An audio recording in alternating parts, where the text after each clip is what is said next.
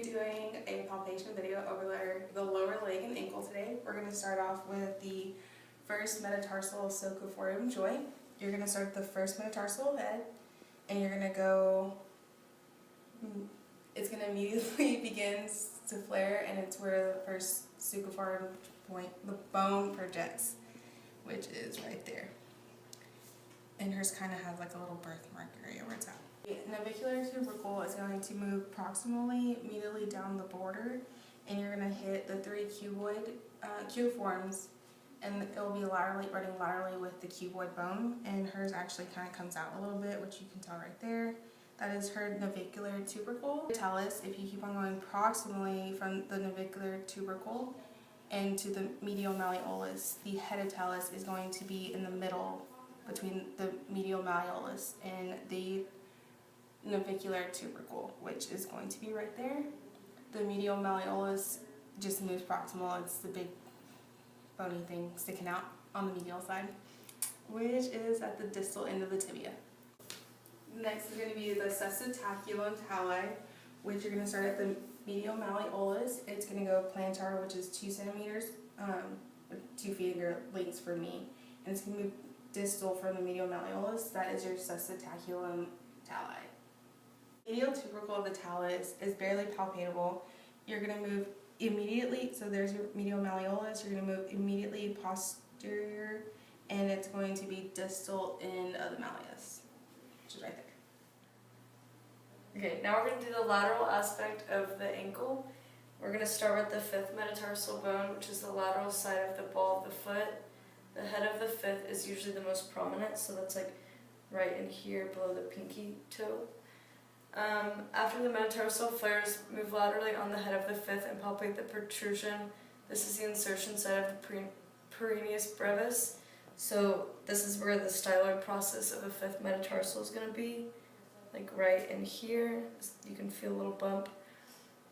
Then if you move proximally along the foot's lateral border of the posterior portion, down here you're going to find the calcaneus, which is just right in here. And then the peroneal tubercle is on the calcaneus distal to the lateral malleolus. So that's going to be like in here. This separates the peroneus brevis and longus tendons.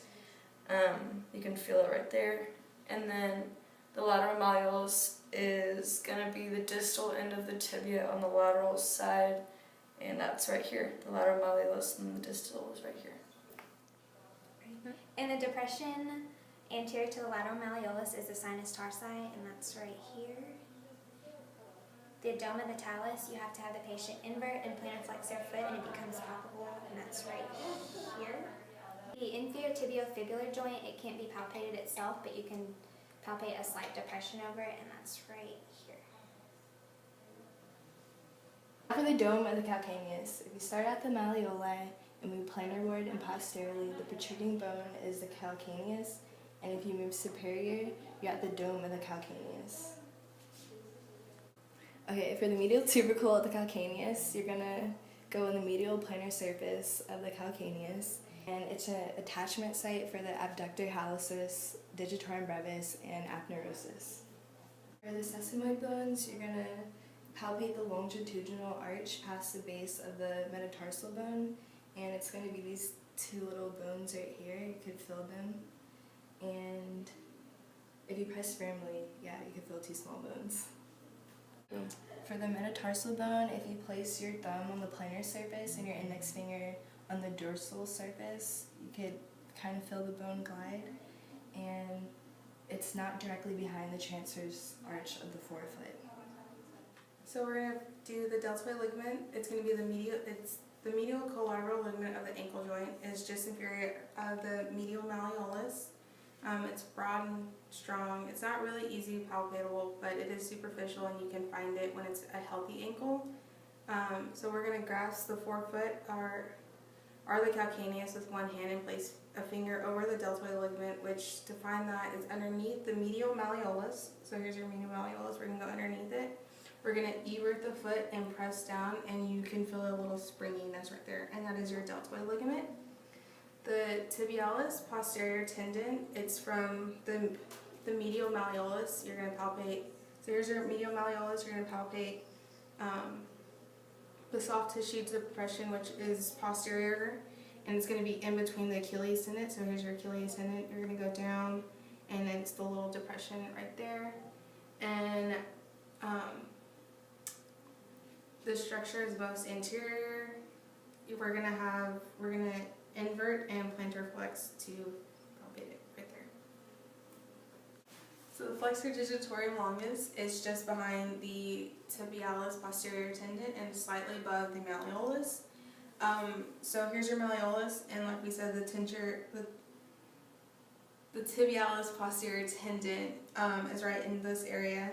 So I'm going to have the patient flex their toes while I add some resistance, and it's going to be in this area right here, which is your flexor digitorum longus. Then the flexor calcaneus longus, it's not usually palpable unless there's like symptoms.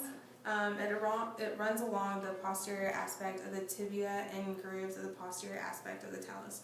So it's kind of like the same area and just kind of underneath it. The posterior tibial artery, it's between the tendons of the flexor digitorum longus and the flexor hallucis longus. So we're going to have our foot relaxed, and it shouldn't have any it should be non-weight bearing. And then it's going to be right, so here's your flexor digitorum longus in here, and then like right kind of like underneath it, or more towards the back, will be your posterior tibial artery. And that is you're good.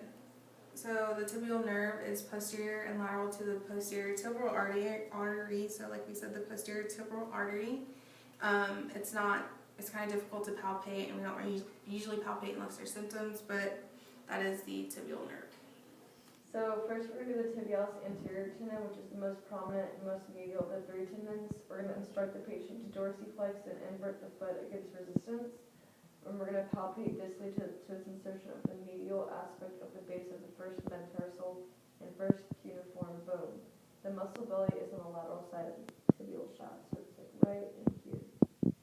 And the next one is the extensor hallucis longus tendon, which is immediately lateral to the tibialis anterior tendon.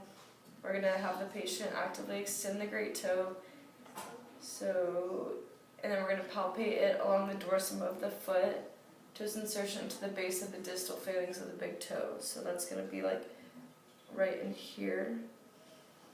Next is the extensor digitorum longus tendon, which lies lateral to the extensor hallucis longus tendon. We're going to palpate it where it first crosses the ankle joint.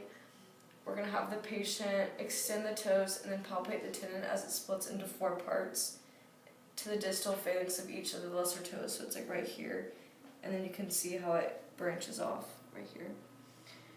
The dorsal pedal artery lies between the extensor hallucis longus and the dorsum of the foot, and that's going to be like right in here, and it's absent 12 to 15% of the time. The anterior talofibular ligament is most easily palpated in the sinus tarsi, which is right here. It undergoes stress when the ankle is inverted and plantar flexed. The calcaneofibular ligament stretches plantarward towards the lateral wall of the calcaneus, and it's right here.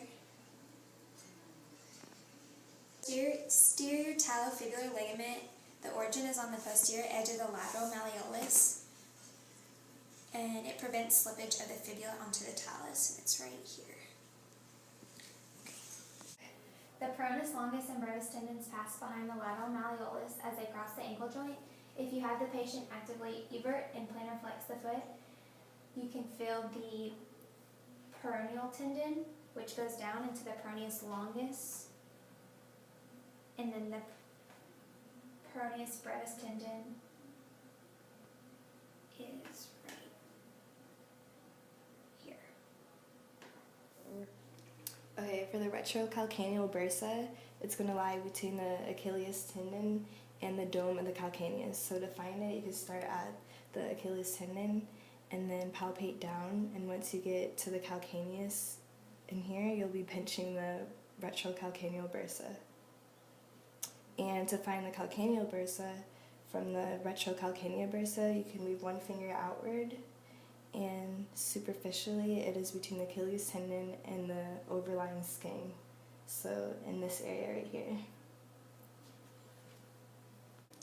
For the plantar aponeurosis, it originates at the medial tuberosity of the calcaneus and it splays outward to each of the toes. You can find this while palpating the plantar aspect of the foot, and beginning at the calcaneus tuberosity, you should feel a large, smooth, non-dular surface, and the ascension of the toes makes it more prominent, the fascia.